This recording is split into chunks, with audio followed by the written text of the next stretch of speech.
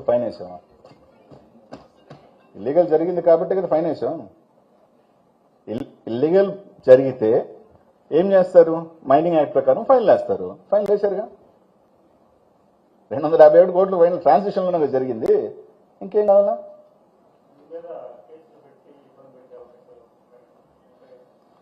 ఇంత మాట్లాడిన తర్వాత తప్పకుండా వాళ్ళ ప్రయత్నాలు వాళ్ళు చేస్తారు.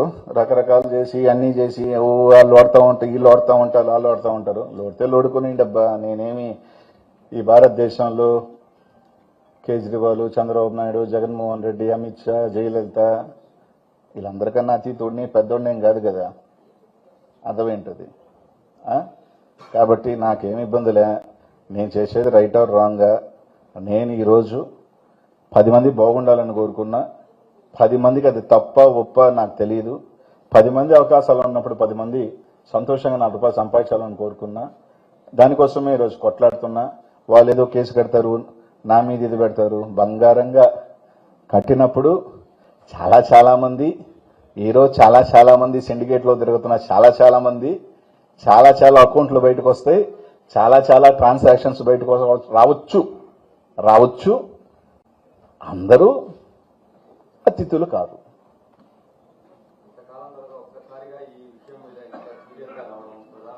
కారణం రెండే.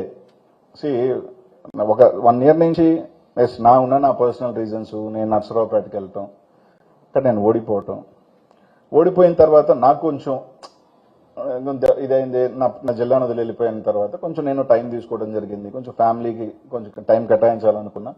నేను అన్నకు కూడా చెప్పడం జరిగింది నన్ను మళ్ళీ అని. సరే, ఈ అన్ని గ్యాప్లో నా మీద రకరకాలు వేసారు. 1000 కోట్లు, 2000 కోట్లు, అసలు ఎంత మెటీరియల్ పోయింది, ఎంత అనే వాల్యూ తెలియకుండా మొత్తం టోటల్ కాస్ట్ ఆఫ్ మొత్తం వెళ్ళిందే 1500 కోట్ల వాల్యూ ప్రోడక్ట్ లాస్ట్ గవర్నమెంట్లోని. ఆ మొత్తం అనిల్కే చిజ్జోబిలోనే ఇచ్చేసారన్నారు. రకరకాలు రాసుకున్నా నాకేమి ఇదేం కాదు. కానీ ఈరోజు రావటానికి కారణం రెండే. 3 reasons మేజర్. ఒకటి, ఇన్ని లీగల్ మైన్స్ రాజాగారి దగ్గర నుంచి, జింపెక్స్ దగ్గర నుంచి ఎంతో మంది 10 నెలల నుంచి వాళ్ళు తిరగని చోటు లేదు, ఎక్కని కోర్టు లేదు. ఇంతమంది జరుగుతుంటే దానికి సంబంధించి కొన్ని వేల మంది రోడ్ల మీద పడి ఇబ్బంది పడుతుంటే నేను అడిగేది కాదు, మీరు వెళ్ళి ఇంటర్వ్యూలు తీసుకోండి. కనీసం స్పందన లేదు. పెద్ద మనిషి ముసుగుల్లో వీళ్ళు మాత్రం సత్యహరిశ్చంద్రులాగా యథేచ్ఛగా ఈ విధంగా దోపిడీ చేస్తూ ఉంటే మేము మాట్లాడకుండా ఉంటే ఇది ఎంతవరకు కరెక్ట్? ప్లస్ మా నాయకుల మీద పెట్టిన కేసు ఇదేంది? అదేంది అంటున్నా. మీరు ఓపెన్ చేసిన మైన్లు ఎవరి? ఫైన్లు ఉన్న మైన్లు ఓపెన్ చేశారు. ఫైన్ లేని మైన్ల మీద ఓపెన్ చేయాల. అది బలి ఎంత కదా. కోట్ల రూపాయలు ఫైన్లు కలెక్ట్ చేయకుండా వాళ్ళ మైన్లు ఓపెన్ చేశారు. ఫైన్ లేని మైన్లు మాత్రం ఈ రోజుకి ఓపెన్ చేయాల. పెద్ద మనిషి ముసుగులో మీరు చేస్తుంది ఏంది చాలా తెలియాలి కదా. అందుకే రావటం జరిగింది. What ever consequences I face నాకు తెలుసు. నా మీద చాలా గట్టిగా వస్తారని కూడా తెలుసు. రెడీ. ఒక పిచ్కి వచ్చాను అంటే రెడీ. నా మీద 1000 కోట్లు ఉన్నారు. దాని మీద కూడా ఈ రోజు కాదు 1 weekలోనే వస్తా. అంటే నాకు 1000 కోట్లు, 2000 కోట్లు, 3000 కోట్లు ఆడ కోట్లు కొన్నాడు, చెన్నైలో కోట్లు. దాని మీద కూడా 1 weekలో వస్తా. దాని మీద కూడా మొత్తం నాకెంత ఉంది, నా చిట్టి ఏంది, నాదేంది, నా చిట్టీలు కొంతమంది చెప్తుంటారు నీ చిట్టీలు బయటపడతావు, నీ ఆస్తులు ఏడున్నాయి, నీ ఆస్తులు ఇక్కడ ఉన్నాయి, నీ ఆస్తులు అక్కడ ఉన్నాయని.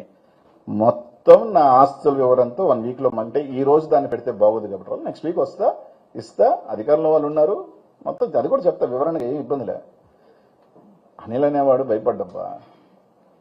ఎందుకంటే నేను ఒక్కటి చెప్తా, ఇక్కడున్న వాళ్ళందరికీ తెలుసు మీ గుండెల మీదకి క్రికెట్ బెట్టింగ్ అనేది నేను చేశానా లేదా అనేది. కానీ ఆ నిందని ఇంకా భరిస్తున్నా నేను. అది చచ్చేదాకా నాకు పోదది.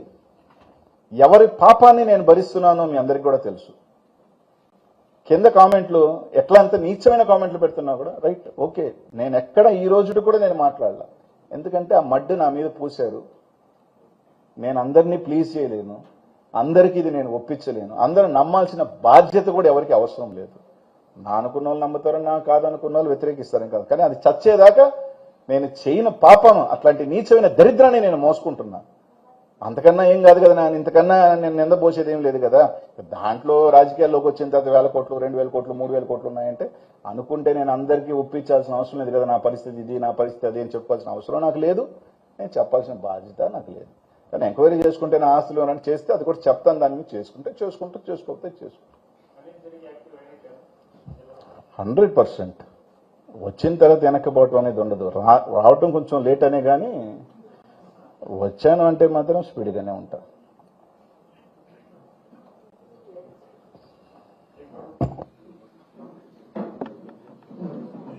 నమస్కారం అండి.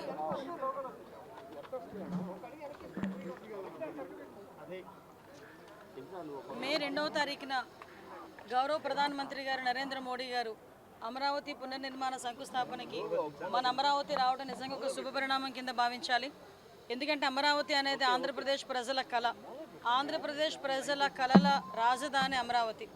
అమరావతికి ఆ రోజు శంకుస్థాపన చేసిన తర్వాత మ్యాక్సిమం అక్కడ వర్క్స్ అన్నీ కూడా మనం ఒక అసెంబ్లీ ఏర్పాటు చేసుకోవడం, సచివాలయం ఏర్పాటు చేసుకోవడం, ఇంకా అన్ని కార్యక్రమాలు కూడా మనం అక్కడ హైకోర్టు ఏర్పాటు చేసుకోవాలనుకోవడం, ఇవన్నీ కూడా మనం చేసుకున్న తర్వాత ఆల్ ఆఫ్ సడన్ విధ్వంస పరిపాలనకు తెరలేగింది. మీ అందరికీ తెలుసు 2019 నుంచి 24 వరకు ఒక విధ్వంస పరిపాలన.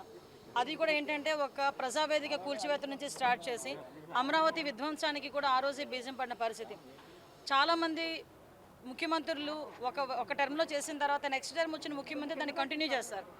కానీ గౌరవ చంద్రబాబు నాయుడు గారు ఆ రోజు అమరావతి మన రాష్ట్ర రాజధాని కింద అసెంబ్లీలో డిక్లేర్ చేసిన తర్వాత ఆ రోజు కూడా అప్పటి ప్రతిపక్షంలో ఉన్న జగన్మోహన్ రెడ్డి ఓకే అయిన తర్వాత కూడా అమరావతిని మ్యాక్సిమం బయటకు వచ్చిన తర్వాత 3 రాజధానులు అని చెప్పి ఒక కొత్త కథకి తెరలేపి ఓవరాల్గా ప్రాంతీయ విద్వేషాలు రెచ్చగొట్టడానికి ట్రై చేశారు. కానీ అమరావతి ప్రజలు కానీ ఆంధ్రప్రదేశ్ రాష్ట్ర ప్రజలకి కూడా అమరావతి రాజధానిగా ఉండాలి ఒక సెంటిమెంట్గా భావించుకొని వైజాగ్ ప్రజలు సైతం కూడా అమరావతి రాజధానిగా రావాలని కోరుకునే పరిస్థితి కనిపించింది. ఇదంతా కూడా అమరావతి ప్రజలకి అమరావతి రాజధానిగా రావాలని చెప్పి వైజాగ్ ప్రజలు కూడా అనుకునే పరిస్థితి కనిపించింది మనకి. ఎందుకంటే ఆ రోజుల్లో మనకి వైజాగ్ను ఒక రాజధాని కింద చేస్తాం, కర్నూలుకో రాజధాని చేస్తాం, ఇక్కడ ఒక రాజధాని ఉంచుతామని రకరకాల పుకార్లు పెట్టిన పరిస్థితి నుంచి ఆ రోజు మనందరికీ తెలుసు అమరావతి రైతులు ఎన్నో త్యాగాలు చేసిన అమరావతి రైతులందరూ కూడా రోడ్ల మీదకి వచ్చి వాళ్ళు న్యాయ పోరాటం చేస్తే వాళ్ళ మీద కేసులు పెట్టిన పరిస్థితి. ఆఖరికి అమరావతి రైతుల మీద ఎస్సీల మీద అట్రాసిటీ కేసులు పెట్టుకున్న పరిస్థితి.